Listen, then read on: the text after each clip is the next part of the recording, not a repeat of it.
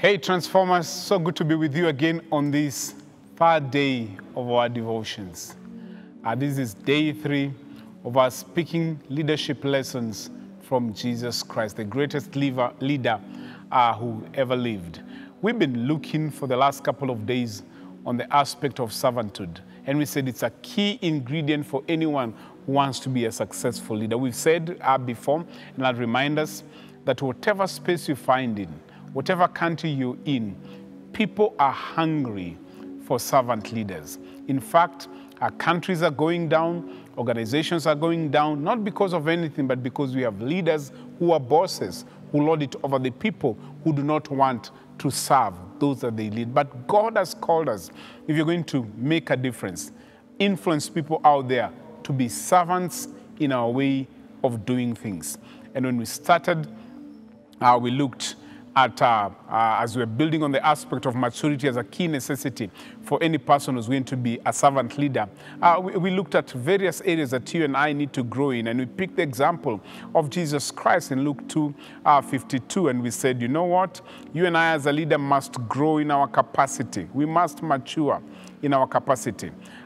We must do all that we need to do to mature in our capacity. Do we need to attend conferences, expose ourselves? It's going to cost us, but we must do all that we can to grow in our capacity. We said not only do we need to grow in our capacity, that is in stature, we need to grow in wisdom. And we agreed we will search out for wisdom, just like a miner would go out there to mine, precious stone, just like one searches for silver, searches for gold.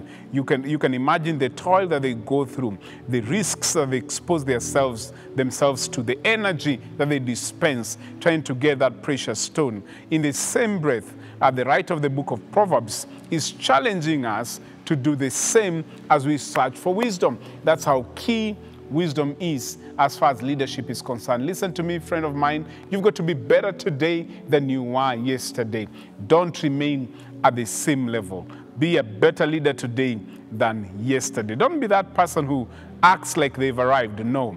You see, we came up with this very interesting statement from Samuel Chan in his book, Bigger, Faster Leadership, that says, many leaders are blinded by yesterday's success to the potential of future problems that are awaiting them. Let's not be those kinds of leaders. Let's be leaders who, yes, celebrate our successes, but we keep on adjusting ourselves, preparing ourselves for the next challenge. We are growing in wisdom. We also said we've got to grow in favor with God and in favor with men. Favor with God, we must make sure we work on our relationship and make sure that we are at the right spot, at the right point as far as the relationship with God is concerned, and that vertical relationship will affect our horizontal relationships. That is so key.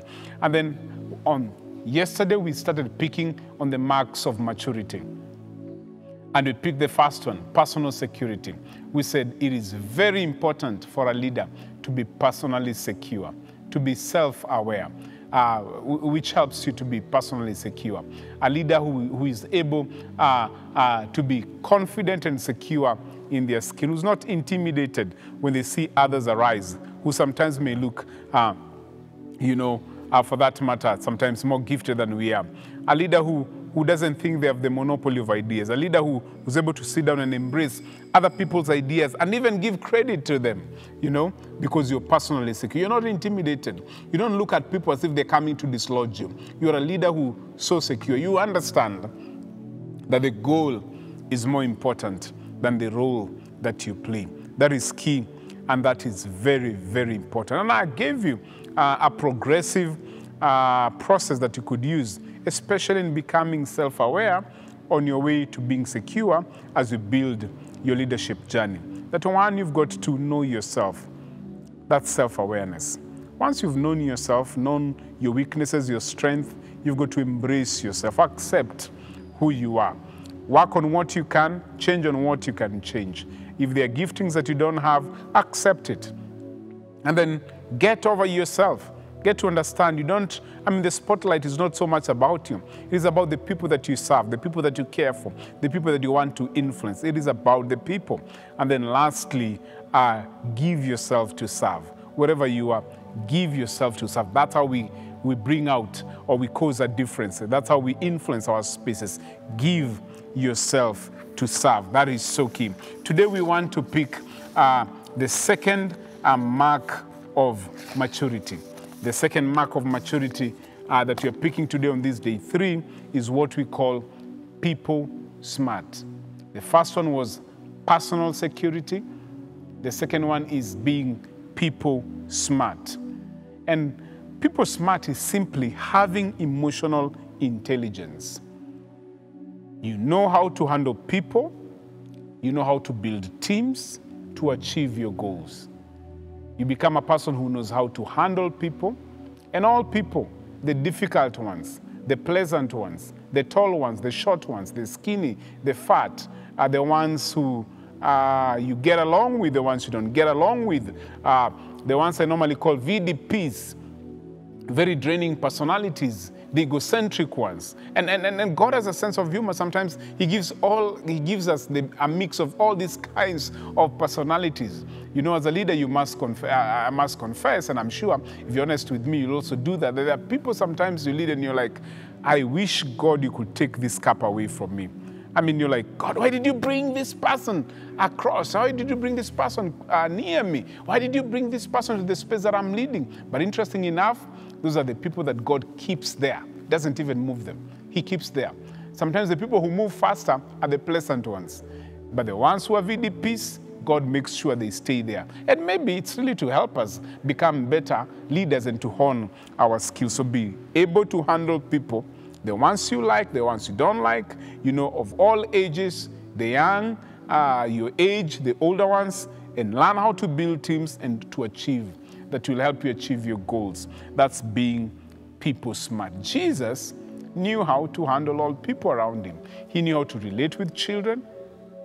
He knew how to relate with people who are his peers. He knew how to relate with the older people. He knew how to handle everybody. That's why when they looked at him, they were like, we've never seen anyone like this. He speaks like a person with so much authority. He knew how to handle people. And my friend, we can grow in our people smartness because that's a mark of maturity. We've got to grow in that direction. One of the highest, listen to a statement by William Buckley. He says this was a Scottish theologian who says this. One of the highest of human duties is the duty of encouragement. There is a regulation of the Royal Navy which says, no officer shall speak discouragingly to another officer in the discharge of his duties. You see, when you're people smart, you even get to learn on how to speak to people, how to add value, so that you're able to add salt and not to mess up those that are around you. You're not that kind of a person when you open your mouth as a leader. Everybody leaves that place discouraged. People become better when they come close to you because you've learned to be people smart. A people smart leader is one who's able to motivate and challenge those that they lead to be more than they think they can be. You are able to challenge and motivate those that you lead to be more than they think they can be. In other words, you're able to take them from where they are to where they're supposed to be, and they never even wanted to get to that space. You look at Jesus with the disciples. He takes some of the most difficult people, others who are unschooled, fishermen, others who are tax collectors, who are messing up everybody in society. Nobody liked them. Others who are zealots, in other words, people who are rebellious, who are anti-establishment. Others who are doubters, maybe they had a low self-esteem, but Christ takes these people, relates with them, builds their capacity. At the end of the day, he builds up one of the greatest teams anyone has ever built. People who initially, nobody would have even accepted them in their C team, not even their B team. But Christ, because he was a people smart leader, he's able to lead such kind of people. Being people smart is the leader's ability to understand group dynamics and be socially aware. You understand that in groups there will be challenges. People will step on each other's toes. Others will be opinionated. Others will do stuff that may not be in line with the vision of the organization, of the group that you're leading. But You know these group dynamics and you know how to handle them so that you can turn those people. I like saying this, you're able to turn trash into treasure. You're able to turn trash into treasure. You see, leaders who are people smart have learned to develop interpersonal skills. How do you talk to people? You're not condescending in your approach. You're somebody who builds others up. You have learned that it is critical to listen to others. And listening, not with an aim of answering, but listening with the aim of understanding the people who are around you. You have the ability to ask good questions to the people who are close to you and who are around you. You've built your skills as far as interpersonal skills are concerned. You know how to handle people. You know how to relate to them. Then you're being a leader who's people smart. Listen to this, a book that I would recommend to you, a gentleman that mentors me remotely, especially through his books. In his book, The Ideal Team Player, Patrick Lencioni, he talks about 3 indispensable virtues that make teams successful that every leader who wants to be people smart must have. Number 1, humble. You must be humble, you must be hungry, and you must be smart. Those 3, I'll say that again. Be humble, be hungry, be smart. Humble, being, not being pushed by your ego, focusing more on your teammates than on yourself. You're being humble. Don't just focus on yourself, you focus on your teammates. Then you're being humble. Hungry, meaning you have a strong work ethic. You're determined to get things done and to contribute to the betterment of the organization. Every day you wake up, you're like, how can we make this organization better? How can we make this space better? You're being hungry. Smart, meaning not intellectually smart, but inner personality smart. That's very important. Not so much intellectually smart, but inner personally smart. You understand the dynamics of a group of people and how to say and do things that have a positive outcome to those that are around you. You're humble, you're hungry, and you're smart. Mature leaders have learned to be emotionally intelligent. You become people smart. You've come to terms as a leader that your actions and your reactions will always affect those that are around you. So you must make sure that you think through your actions, think through what you say, and you ensure that whatever you say, whatever you do is there to build the people that are around you. You are always intentionally sharpening your ability to handle different people that come around you. You're becoming people smart. Listen to me. Second mark of maturity, apart from personal security, is being people smart. And the reason why you and I must be people smart is because God has called us to lead. God has called us to lead people. And people can be very difficult. People can be pleasant. People can be very difficult. God has not called us to walk away from those that are difficult. God is using them as, if you like, as a school for us to hone our leadership skills so that we can better and better. They will criticize you, sometimes unfairly. They will speak behind your back. They will call you names. They'll say all sorts of manner of things. They may not even appreciate some of the things that you're doing that are good out there. But listen, that should not deter you from learning how to handle such people, because that's God's desire, that you may learn to handle different kinds of people. He wants you to be people smart. I pray that you and I will learn from the example of Jesus. He knew how to respond to everyone. The rulers of the day, the religious leaders, the difficult ones, the children around him, the women, the men, all kinds of people, the learned, not so learned, as anti-establishment, pro-establishment. He knew how to answer all of them and how to relate to them. No wonder, if you look at his team and the people who are all around him, you realize they're people from all different shades of life. Why? Because Jesus was people smart. As a mark of maturity, you and I must of necessity grow in our people smartness. I pray that I've been able to challenge you today, that you and I will embark on a journey and say, I must be better at people today more than I was yesterday. And God helping us, we will be.